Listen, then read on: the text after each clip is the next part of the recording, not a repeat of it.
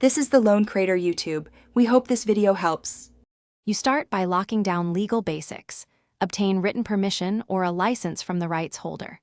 Once that is initiated, verify if the material is public domain or under a Creative Commons license and note exact terms. Make sure to request explicit scope, duration, territories, platform rights.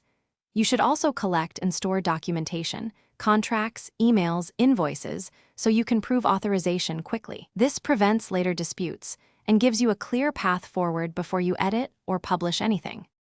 Once permissions are set or you're preparing a fair use defense, apply substantive transformation. You should add original narration, critique, or analysis that changes the work's purpose and message. This is key. Make technical edits too.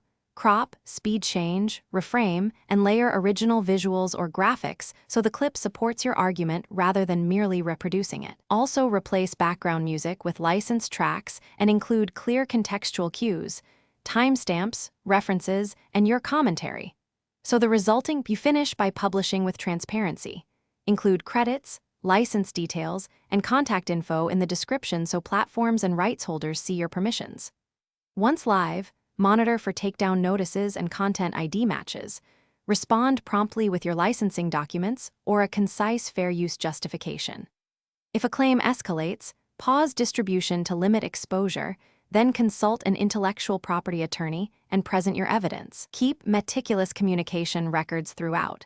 That documentation is your strongest tool if a dispute requires formal resolution.